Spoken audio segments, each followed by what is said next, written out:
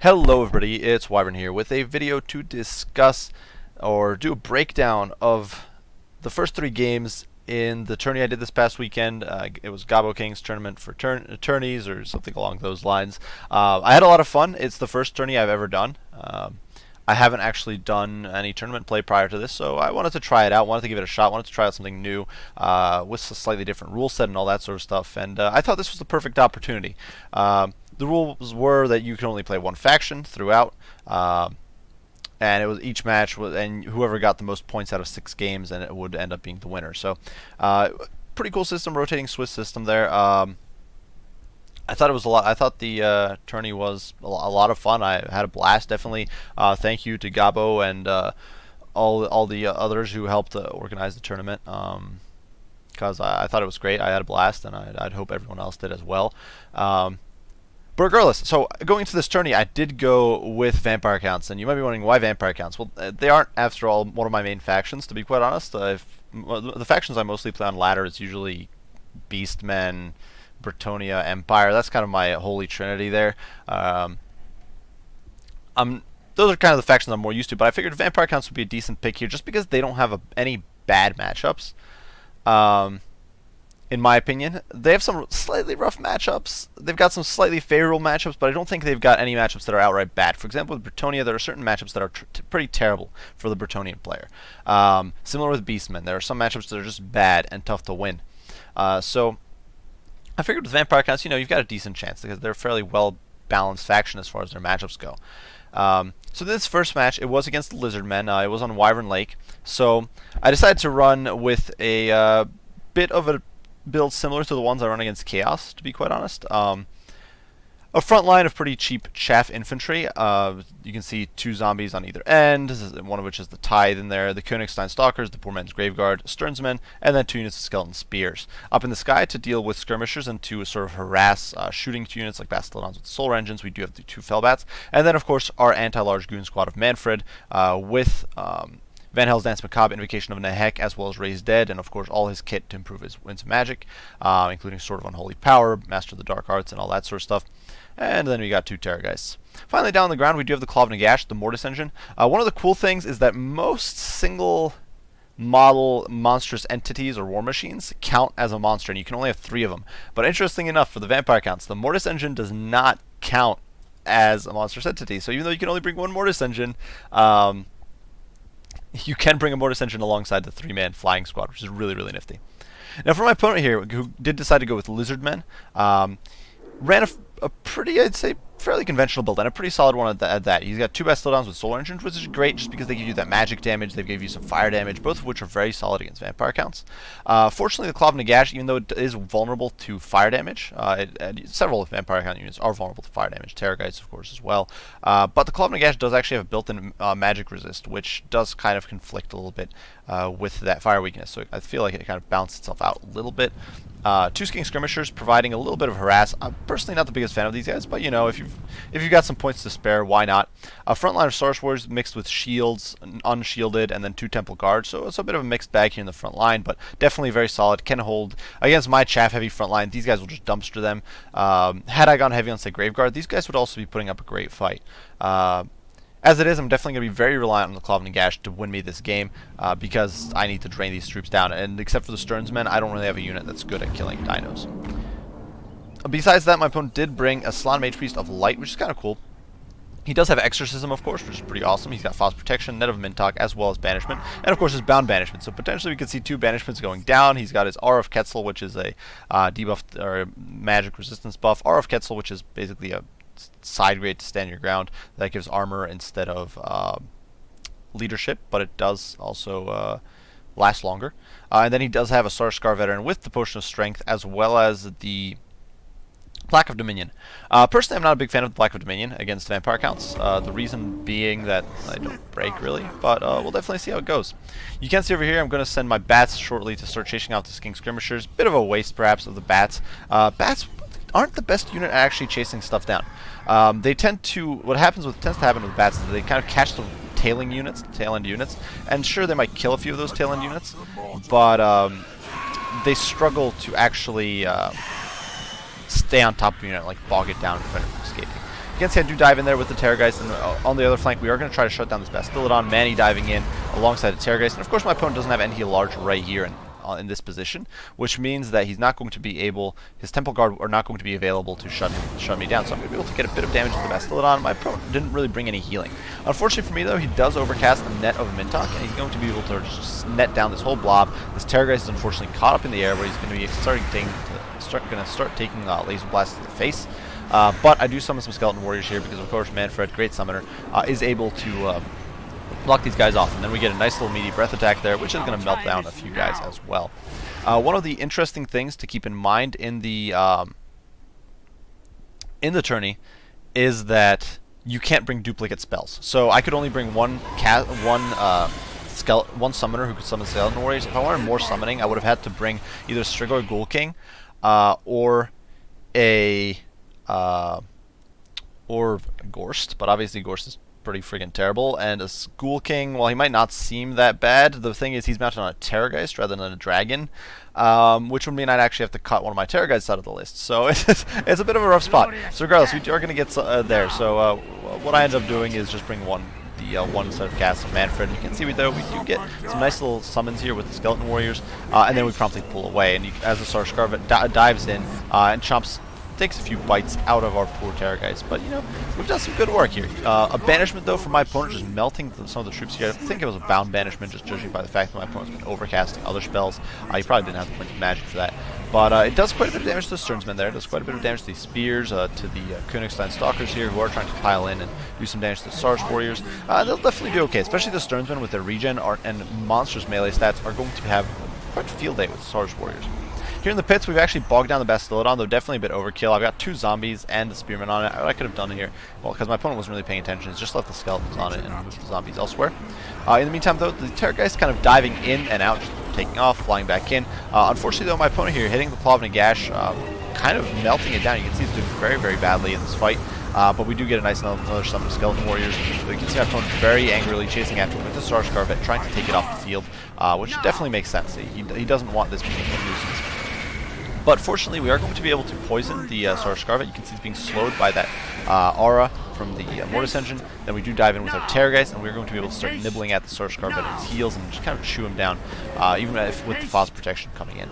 And with that, the Claw of Nagash is able to swing out, and it's going to be able to shift over to this flank, where it's going to be able to melt down these Sarge Warriors with a rear charge. My opponent, though, is trying to shut down the Mortis Engine there. He does take a pot shot at point blank with the Bastillodon with the Solar Engine, so definitely some rough stuff. You can see the constant buffs and debuffs going down, Plaque of Dominion going down. Manfred over here trying to snipe out the Salon Mage Priest, but my opponent counteracts with a net of a Mintok, so definitely some brutal stuff. I was trying to use my Van Hel's Dance Macabre, which helped a lot in this fight, actually. Definitely helped my Terrorgeist get some good value and good damage in, but unfortunately they're constantly being reset by my opponent's Chaff Troops. But my opponent here does pop his Potion of Strength. He's gunning after Manfred, who's still netted down, though he does have Manfred's Van Hel's Dance Macabre going. Complete whiff there from that Laser Lizard, ends up curving into the ground there. But you can see these Sarge Warriors actually are going to break, and this really shows the strength of the Sternsmen. Sternsmen are just such a potent unit. They lost one model. Granted, it was with the help of the Königstein Stalkers, but they can just take those Sarge Warriors to pound town.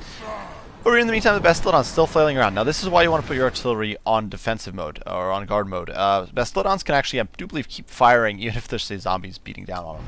If you put them into guard mode, I'm pretty sure a Luminarch can do that as well. But over here in the pits, you can see the Terrorgeists are starting to near their heal cap, at least one of them is. But at the same time, my opponent is starting to run out of HP on his big targets, and one of the big problems is that he doesn't have much healing. He didn't bring a Replication Crystal, he didn't bring a... He has only got his 2 charges cold-blooded. He doesn't even have 3 heroes or 3 lords slash hero units. So he's only got a little bit. And you can see there another banishment going down, probably the second bound banishment, but it kind of meanders off and does very little. And the Mortis Engine now is still alive. It's still got over 2,000 HP.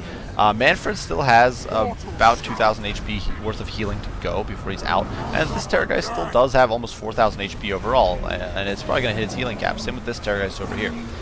So my opponent against that doesn't have too much. His Temple Guard here are very badly beaten down. A Breath Attack is going to put them even lower. Manfred's just racking up all these kills. Actually, a friendly fire incident there, going in and destroying those Temple Guard even further. My opponent finally did put his Bastillodon, I think, on guard, but what I'm going to do is dive in the Terrorgeist to shut it down for good. While over here, we are going to engage the Star Scarvet in close quarters. You can see Manfred there just body smash, just slamming him into the ground. Really, there's only so much my opponent can do here. He doesn't land a net, but it's only a normal cast with other Terror guys here, still more than capable of interfering. Van Hel's net, or Invocation of the Heck, has gone down to heal these guys up. Star Scarvet is very low on HP, just getting the stuffing kicked out of him. We do get a Van Hel's Dance Macabre on Manfred, which means with his low melee defense, this guy's not going to last long. One other thing worth keeping in mind is that Manfred debuffs melee attack in an AoE. He's got the Cloud of Flies, just like the Forsaken, the Demon Spew, the Regiment from Down. Manfred does have an ability to debuff enemy melee attack in an AoE, so that's definitely nifty, and you can see we actually do take down the stars there. It actually gives Manfred a kill there, so yeah, he killed them. He killed him good. And at this point, my opponent's army is simply, oops. But my opponent's army does simply shatter to army losses. So, a very fun game. This was the first match of the tourney. Playing as, against a faction I haven't honestly played against that much. Against the Lizardmen, I think I had like one practice match. Against the guy who actually brought a very similar build to this one. He had Mazdamundi in there, and I think a handful of slight changes. He had Chameleon Skinks, I don't know. It was a slightly different build, but very similar to this one. And he actually beat me. This was when I was practicing and trying stuff out. In quick battles. So definitely Lizardman, not necessarily a matchup I got too much practice against, and I was pretty pleased with the way this build performed. The Terrorgeist, of course, and Manfred just were able to put such a stomping on those big units, and they were able to constantly pressure and cycle charge and get good breath attacks in. The front line held. It was a bunch of cheap trash, but they held. The Sternsman did a stellar job, and the Mortis Engine really did his job distracting my opponent and really forcing him to spend so many resources trying to kill it. At 1,700 gold, and my opponent spent almost all his efforts with the Bastillodons and with the Star Scarvet trying to kill the Mortis Engine, which was a pretty big win. As far as my opponent's build goes, I actually think it's pretty decent. I'm not the biggest fan of the Chameleon Skinks. I don't really see too much of a purpose for them, or not the Chameleon, the Skink Skirmishers. I feel like they're kind of pointless here, but I'm not entirely sure what you could get instead of them anyway. I guess they are a decent poke unit against stuff like the Claw of Nagash. But definitely a pretty cool build. Definitely interesting. Good game to Marnalis here. With that, we can hop on over to game number 2 and discuss that in some detail. So this second one was against, and this second one was on Wintertooth Crown. There was a different map for each round of the tourney. But this second one was against my opponent here, Viejo Suicida, or I hope that's pronounced correctly. I apologize if it's not. And he was playing as the High Elves. So I actually brought a very similar composition to what I brought previously, and the reason for that is, it's basically the same comp. The only change here is one less unit of zombies, and Manfred has Spirit Leech. That's legitimately the only difference. So the reason I brought this comp again against High Elves, who have the potential to bring a lot of shooting, who have some great options, honestly, to counter some of these units, is because I was very worried about Alariel mobbing with Alariel death blobbing. And there's not too many things a Vampire Count player can do. You can hope that you land a good purple Son of Zerus. You can try to bring a Vampire of Shadows, which is incredibly expensive, and use Occam's Mindrazor. The thing is, Alariel, for those of you who don't know, she's got an AoE buff that grants all the units around her physical resist, and she's got an AoE buff that grants immunity to psychology as well as immunity to, or grants magic damage to all the units around her. And then she's got all her amazing heals. So if she goes blobs up with a bunch of Phoenix Guard or blobs up with a bunch of Dragon Princes, there's very little a Vampire Count player can do. Like I said, you can try to bring Occam's Mindrazor. You can try to luck out with a purple Son of Zerus. You can try to bring Claw of Nagash, which is what I did here, or sort of use breath attacks, which is essentially what I tried to go for here. I was so very worried about an Alariel build. That's the main reason that was driving this comp. Normally, I think what I would recommend if you're going against High Elves is to bring a bunch of Dragon Princes. Or not Dragon Princes, Blood Knights, because Blood Knights are very good against the High Elves. High Elves don't have the best counters to Heavy Cav in general. You pile in against some Dragon Princes, and you can take them to Pound Town. Otherwise, I think you could try to snipe Alariel and try to bring sort of Lord Sniping Squad, but that's kind of what I have here. But really, if you're trying, normally I would say it's more Dragon or more Blood Knights, but unfortunately, I just didn't feel that if my opponent, I felt that if my opponent went with Ilariel and then the Fireborn and some Dragon Princes like that, or a bunch of Phoenix Guard just camped, I wouldn't really be able to break them. So regardless, going over my opponent's build though, definitely there isn't much to say for this build or deployment really. It's basically the same thing, and we're just going to attack. Both sides, of course, are attackers when you're playing tourneys. My opponent went with a bit of an interesting build, very flyer heavy, doubled up eagles as well as a moon dragon and a princess on a star dragon. So, and she's got no fancy equipment, nothing like that, but definitely very heavy air presence from both sides here. And what it's going to come down to is who can win the air is essentially going to win the game. We've both got several thousand gold invested, but about half our armies is in flyers. My opponent does have one little trick up his sleeve though. He's got this Mage of Heavens who has the Roiling Skies, which is a 25-second debuff to melee defense for all flyers. A map wide. This is an incredibly niche ability, but in this situation specifically, it could be incredibly potent. Especially if you combine it with, say, if there's a big aerial brawl and my opponent hits me with a Curse of the Midnight Wind, and then it combos with the Roiling Skies, my troops would essentially be crippled for a significant portion of time. First front line, my opponent went fairly elite. I would say at least somewhat elite, give all things considered. He's got a bunch of White Lions, who of course would beat Graveguard, for example, and they'll trade really well with anything less than Karen Wraiths and Graveguard with ray weapons. And I'm not even sure if they might even do better than Karen Wraiths. I'm not entirely sure there. Single unit Phoenix Guard. And that's it. So definitely something that can trash my front line, though hopefully the Claw of Nagash can equalize that. My opponent didn't bring any healing, which is potentially one trick that is good for me, where he definitely has an advantage with Lord of Heavens. He also has a disadvantage in the sense that he just won't be able to heal through damage, which I can do with Manfred and his monstrous healing potential. So regardless, these early moments are little more than posturing. There really isn't much to say for these. You can see I'm kind of darting forward. I push forward, trying to get breath attacks. My opponent counters sometimes. You can see he pushes out. The Princess taking pot shots at the Terrorgeists, but Terrorgeists have huge HP pools. They really don't give a darn. They'll basically regen right through it. You can even see some of the shots even missed there. I think that went into like the zombie. It might not even went into the zombies. It was just a whiff. The Princess isn't like the high elf lady, who I'm pretty sure can basically not miss unless you can block the shot with terrain. Her arrows home quite a bit. So you can see here we finally are going to push in. One of the other aces up my sleeve that I've got are the Fellbats. And the thing with Fellbats is that while they're garbage at doing damage, they got very high melee defense and they'll be attacking. So they're going to be baiting all these units to try to attack the bats. So you can see here we are going to start pushing in. My opponent actually decides to push into me, trying to take this fight here. Actually gets the charge off on my Terrorgeists, but we are going to counter. We get the bats to surround him, and then we immediately pop a Van Hels's Dance Macabre, which is just going to be brutal. This Moon Dragon, you can see, just being taken to Pound Town. While over here, the bats are going to swarm the Princess and bog her down and prevent her from helping, at least for now. Though you can see they're being taken out in huge clumps. You can just see, I think that was like 4 bats or something just falling down here on these White Lions. As my opponent does pull out his Moon Dragon here, does pull the Princess in, but you can see in that time, that very short period of time, the Great Eagles are already mauled. One's being routed off the field. Another one is very low on HP already. Great Eagles, of course, have very bad melee defense. And my opponent has not actually gotten any spells off, as far as I'm aware. Which means that Roiling Skies is not active, which my opponent really needed to do almost immediately, just to try to equalize this fight here. As it is, we've got Manfred debuffing the Princess with his Cloud of Flies. We've got the Terrorgeists with their bonus versus large, as well as poisons, weakening the Princess further. The Moon Dragon here does get a lovely breath, which is going to roast these bats. So that was a huge win for my opponent here. Able to get rid himself of the bats, who were such a useful unit for me. But at the same time, he's just so low on HP at this point. Eagles fleeing. The other Eagles fled all the way out to here.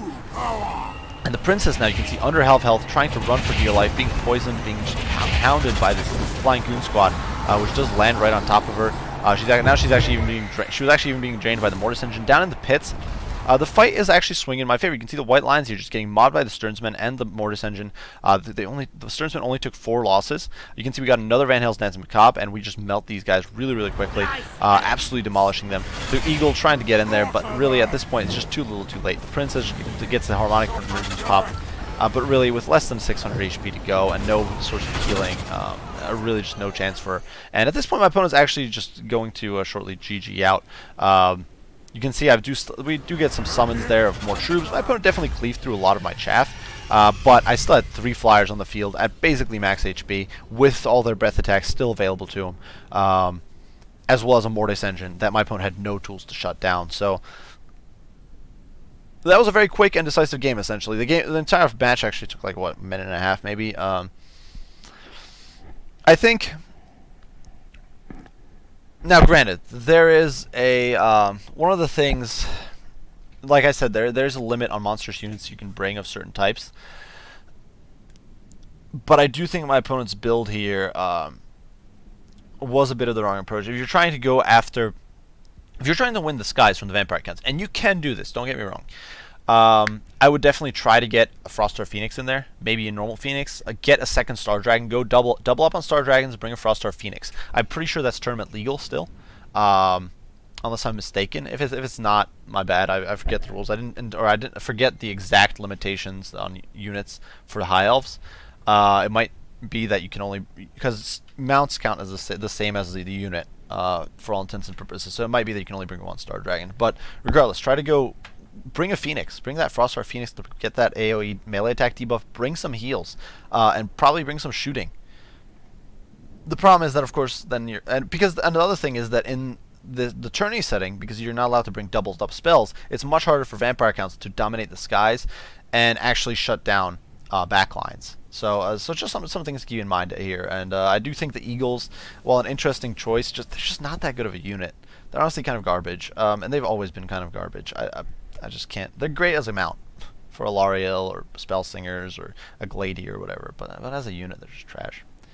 But regardless, great game to my opponent here, Viejo, and yeah, the build worked. It worked really well. The only units that were lost entirely were the Fellbats, who we don't really care about. So yeah, great game, and on to game 3, which is the last one for this cast or this overview or this breakdown of the tourney. This was against Mooskar Veteran on the map Orbstone Mine.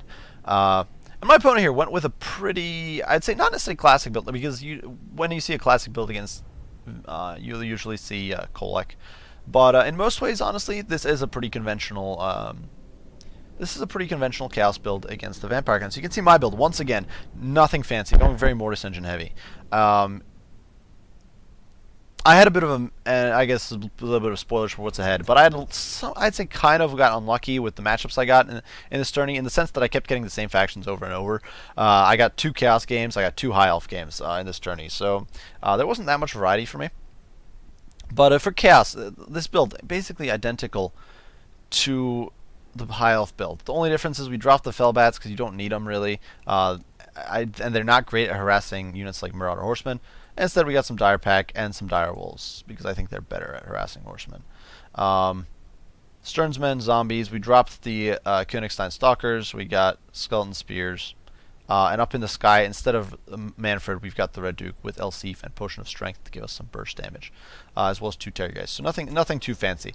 It's, once again, this whole match is basically going to revolve around whether or not I can keep the Claw of Nagash long enough to drain down my opponent's infantry line and win me the game, while beating down his big boys with my Terrorgeists and the Red Duke. My opponent going with a slightly unconventional build. This is a build I've seen on somebody, I forget who it was. I saw this build on somebody's YouTube channel. I think it might have been Turin's, one of Turin's casts, maybe Air. Similar Chaos build, or maybe it was even Party Elite, I forget. But it was a very similar Chaos build to this one, with the heavy Chosen focus, with a single, I do believe they brought a Giant in that one, but this Flyer focus with a Chaos Lord on a Dragon, who gets ridiculous buffs, and you'll see this later in the match. He gets some ridiculous buffs. Between the Filth Mace, where he gets poison and more weapon damage, and Terror, which is relevant on the Dragon, and Pendant of Slanesh, which gives him a huge buff to melee attack. He is just ridiculous. A ridiculous presence. Plus, you get Deadly Onslaught popped, you get Stand or Die, all that sort of stuff. He's just a ludicrously powerful Lord. And then a Chaos Sorcerer Fire, who does have Flaming Sword of Ruin to counteract ethereal units, essentially, and a Fireball just to snipe down my Mortis Engine. And then, of course, he does have a Scroll of Shielding. For his main line, my opponent brought some Marauder Horsemen, some Chaos Marauders, some Chosen. So definitely a pretty cool build. The problem is that my opponent isn't really going to be able to control the skies. So he's basically going to have to spend the game running away in this air, because I've definitely got the air superiority here. But you can see we're kind of posturing here early on. I'm pushing forward with the dire wolves. My opponent here getting a little cheeky to get some javelins in, so I'm going to try to pincer him and get some cheeky play in with my marauder or with my dire wolves and dire pack. But you know, it doesn't really happen. My opponent gets a very nice volley here actually against the Claw of Nagash. Does quite a bit of damage. I don't know, about 5% HP. But I'm not able to close the gap with my dire wolves, and he pulls away. And you can see he's actually keeping his troops off free fire at will, so they don't waste ammo and stuff like the dire wolves. In the meantime, a nice fireball is going to make a connection here, taking 1,000 HP off of the poor Claw of Nagash there. I do believe it was an overcast variant, though I might be wrong. So I decided enough is enough, and we are going to be pushing into the fray. Now, my opponent can't really fight me up in the sky, but he can potentially win out if he uses Marauder Horsemen. He can get some meaty damage. You can see just a single volley from those Marauder Horsemen knocking the Red Duke down by about 1,000 HP, doing some monstrous work as we do engage here on the Chaos Lord, though. And you can see the Chaos Lord is going to pop all of his abilities. Just look at this weapon. He's got fire damage, which is buffing his damage against my troops, even though he's being debuffed by the Cloud of Flies. He's got 93 melee attack, despite that Cloud of Flies debuff. He's got poison, he's got fire, he's got great weapon damage. Just, it's ridiculous across the board. But you know, the Red Duke is no chump either, and we are going to be able to hit him with an Elseef shortly. I do believe I cast an Elseef. There we go. Elseef going down, which a little belated, but you know, we try a little hard out. The Terrorgeists are going to maul this guy. You can see a fireball going in there, but I think we're whiffing. So definitely a bit of waste of Winds of Magic. And in the meantime, we do summon some Skeleton Warriors and get our Dire Wolves into the fight. Kind of suicidally here against the Chosen, but shutting down these Marauder Horsemen to allow this flying fight to be a decisive win. We do pop a potion of strength there on the Red Duke, getting his weapon strength up to over 700. So some monstrous buffs going down from both sides here.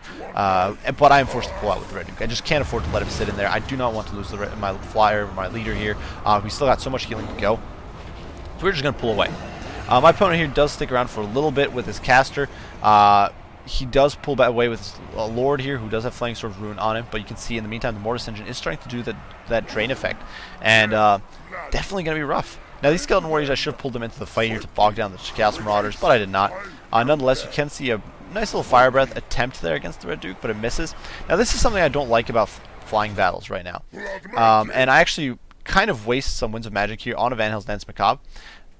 If you are faster than a flyer, but it is beelining away from you, because of the way the animations work, what usually happens is that a unit will attack, and while it's attacking, the unit it's trying to hit keeps flying away, so it misses, and this will just keep happening. So I can't, despite the fact that this Chaos Sorcerer here is far slower than my guys, I'm never actually going to be able to catch him, or I'd be wasting my time trying to catch him. So what I'm going to end up doing is turning away and going to deal with Mr. Chaos Lord over here. He's on 1700 HP, trying to go after the Claw of Nagash. Very smart move, because of course it is such a dangerous unit.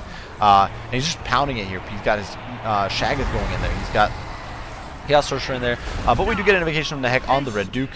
And we completely pound down this annoying Chaos Lord, just taking the count down. Unfortunately for me, though, my opponent counterattacking there with the Dragon Ogre and Shaggoth. He's going to smack the Red Duke around a little bit, so we are going to pull back in a very cowardly fashion. While the Claw of Nagash is just running for dear life, we are trying to take out that Chaos Lord, and just not able to succeed. We're just not able to attain that, so definitely some rough stuff.